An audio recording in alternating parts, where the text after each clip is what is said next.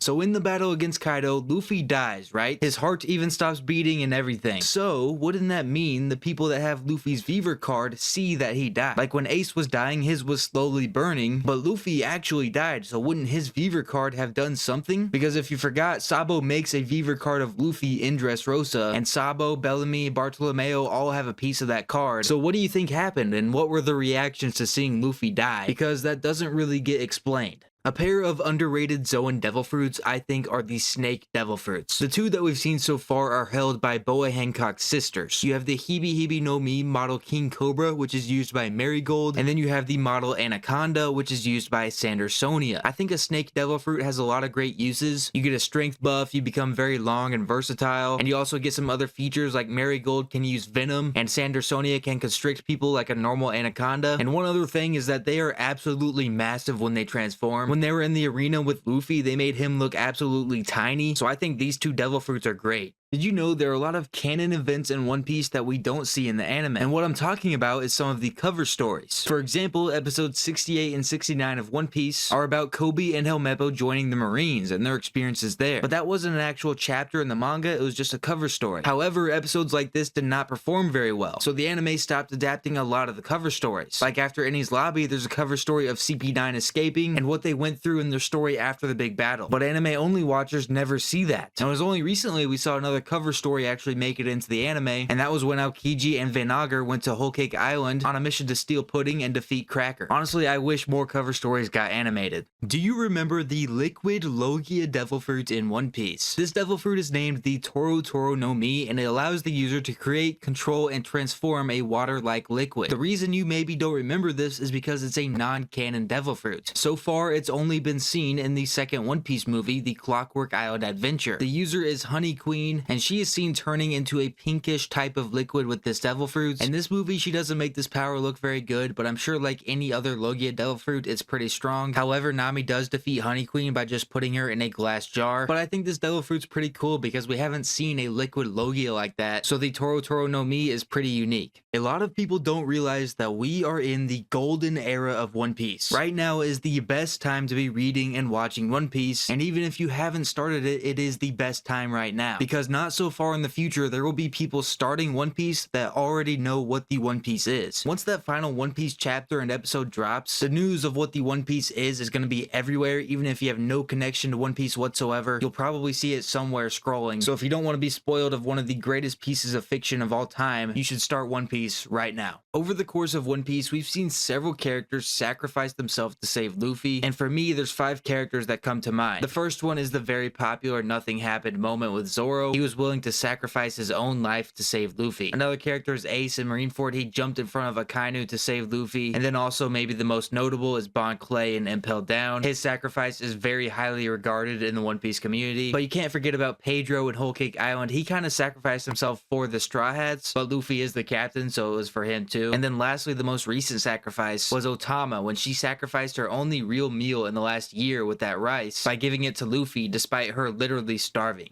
I think a severely underrated Zoan devil fruit is the Neko Neko no Mi. This is an ancient Zoan type devil fruit that is the Saber Tiger model, and the person we see with this devil fruit power is Who's Who, a Tobiropo in Kaido's crew. There's a few reasons why I think this devil fruit is really good. The first is obvious. Just look at the size that Who's Who gets when he uses his beast form. He is absolutely huge and just as large as some of the dinosaur devil fruits that we see. So combine that size with the speed and strength buffs that you get with that devil fruit, even with zero haki, you are going to be a formidable opponent. The second reason is an attack that we see him use against Jinbei. He sends bite shockwaves at Jinbei, which is something we've never really seen before, so I thought that was cool. And overall, the Sabertooth Devil Fruit seems like a really strong Zoan power. What does the inside of the Thousand Sunny actually look like? It's not shown very often, and most of the time when it is shown, it's in a filler episode. But let's go ahead and take a look at some of the rooms in the Thousand Sunny. First up are the boys and girls bedrooms. This is the boys' bedroom. As you can see, their beds are hanging right there with some lockers next to them. And then on the left side of the room, room, they have their bounty posters hung up on the wall. Moving on to the girls' room, it's a lot more cozy. They have similar lockers, but there's a chair with some desks, a little vanity area, and some beds. Nami and Robin get a lot of space to themselves. Here's the kitchen. This is Sanji's main area. There's a cooking area and dining table for all of their meals. Next up, we've got Chopper's doctor office, where he does all of his treatments and makes rumble balls. Then some other rooms you have are the aquarium, the bathroom, the library. Also, Usopp and Frankie both have their own workshop, and those are the main rooms in the Thousand Sunny. I guarantee you forgot this devil fruit power exists, because the power is never seen in the anime and the character is also hardly ever shown. But this devil fruit is the caterpillar Zoan devil fruit, which was eaten by a subordinate of Whitebeard, Apoida. Apoida is an infamous New World pirate who was once a member of Whitebeard's crew, but then later made his own crew but was still under Whitebeard. We never actually get to see him use the caterpillar power, but it's confirmed he does have it, and I went on a wild goose chase to find clips of this guy, and it's like Where's Waldo looking for him. In the whole Marineford arc, he's shown maybe 4 times for 1 second each, and there's a couple clips of him in the background of the Odin and Whitebeard flashbacks, but other than that, Apoida has not been shown at all. That's why I bet you forgot about his devil fruit. The smiley faces on Ace's hat resemble the same last 2 facial expressions he had before he died. Many One Piece fans noticed this detail soon after the episode of Ace's death, and theories started being tossed around whether this was genius foreshadowing by Oda or simply a mere coincidence that these details matched up. This got talked about so much that it ended up reaching Oda himself, and in an SBS from chapter 598, he answers the question. He said that he was also shocked when he first found this out. He just thought it was nice to draw these 2 panels of Ace sad and smiling right next to each other because he felt like it showed that Ace was sad but also had no regrets. But in the end, Oda confirms that it wasn't planned or foreshadowing at all. It was just an accident that turned out to be a pretty cool detail. Here's a technique that Luffy has only used once and has never been seen again. It happens during the Alabasta arc in episode 102, which is filler. Luffy is walking with Zoro in the desert and starts hallucinating due to the heat. He hallucinates that Zoro is Crocodile, so he starts attacking him and uses a move called Gum Gum Submarine. This move is like Gum Gum Pistol, except his fist went into the sand and traveled through the sand, uppercutting Zoro. So that must be why he named it Gum Gum Submarine. I wonder if we'll ever see this move again. Bon Clay will forever be the GOAT of One Piece, because without him, the series is over multiple times. He saved Luffy in Alabasta and in Impel Down, and while many people think he died in his fight against Magellan, he actually survived, and since the time skip, he's basically become the new Ivankov in Impel Down. He's the person running the floor in between floors. However, there's still a good chance we never see him again, but if one of Luffy's allies like Sabo or Bartolomeo get sent to Impel Down, you can trust that Bon Clay will take care of them. I just watched the lowest rated One Piece movie. This one is called Chopper's Kingdom on the Island of Strange Animals, and IMDb gave it a score of 6.2. However, I honestly enjoyed it. It's a bit of a different story than usual. Chopper becomes king of this crown island full of animals, and there are some evil biologists out looking to find this hidden treasure, which turns out to be these golden horns that were from the previous king. Also in this movie, we have a peak Sanji outfit with the glasses. This is my personal favorite Sanji outfit. But yeah, I don't know why this is rated so poorly. It does start off pretty slow and takes a while to build up some momentum in the story, but overall, I like this movie, and I'm gonna give it a 6.9 out of 10. What is Zoro's most sus moment in One Piece? Now, Zoro is a very stoic character, so it's nothing like Luffy's most sus moment, because there's no possibility that Zoro's gonna have an octopus in his pants like Luffy did one time. But I think Zoro's most sus moment was more recent. It happened in Wano. Zoro got injured in a fight against Killer, and Hiyori had to tend to his wounds. However, they were in a little shack in the middle of winter, so it got very cold, and they ended up cuddling up next to each other for warmth. Brook ends up finding them in the morning, and Zoro and Hiyori are acting very suspicious. What happened that night, we don't know, but Zoro is very sus for that. One of the wildest devil fruit powers is Avalo Pizarro's devil fruit. If you're unfamiliar with him, he's a member of Blackbeard's crew and one of the people that Blackbeard stole from Impel Down. We haven't really seen much of him yet in the anime, but his devil fruit is called the Shima Shima no Mi, a paramecia type devil fruit that allows him to assimilate his body into an island itself. So Pizarro can become an entire island. Once he's merged, he can feel any human activity on it, kind of like if someone was tickling a certain part of his body, and it acts as a surveillance system for Blackbeard and Pirate Island. This is such a weird power, and it's kind of like Pika's if you remember him from Dressrosa, and I hope we get to see more of its powers in the future. For One Piece being an anime that starts off with a character getting shot in the head, Lucky Roo shooting Higuma back in Luffy's home village, it's very weird about killing off characters. Not a lot of important people die, especially with guns. Guns seem to be like the most useless tool in One Piece, unless it's in a flashback. If it's in a flashback and they got a gun, you're dead. But in the modern day, marine rifles apparently do 0 damage, unless you're Yasui, but I'm still in full belief that Pell should have died. Bro carried an entire nuke into the sky and somehow still survived. That ruined the whole moment for me. If Luffy was a bounty hunter, he would be so rich. Just think about all the people him and his crew have defeated and how many billion berries that is, which I'm very surprised we haven't seen Nami try to claim one of these bounties yet. Usually when she's told these bounties of their enemies, she gets scared instead of thinking about the money aspect of it. I feel like that would have been a cool little joke to throw in, or even if it was in one of those old filler episodes, the Strats could have went to a military base and tried to turn in Arlong or something. I'm amazed Nami's money brain hasn't thought of that yet. Did you know that Sanji has fought more of Luffy's opponents than any other Straw Hat combined? He's clashed with almost every single one of Luffy's opponents, like Crocodile, Enel, Katakuri, Doflamingo, Arlong, Lucci, and there's even more than that. And it seems like the villains that Sanji doesn't fight, Zoro ends up fighting. For example, Zoro clashes with Kaido. He famously slashed Hody Jones while underwater. But it just made me wonder what would happen if Sanji fought Luffy's opponents for real, because most of the times the fights are very short. I think the answer is pretty clear. If it was a straight up 1v1, Sanji would lose most of the time.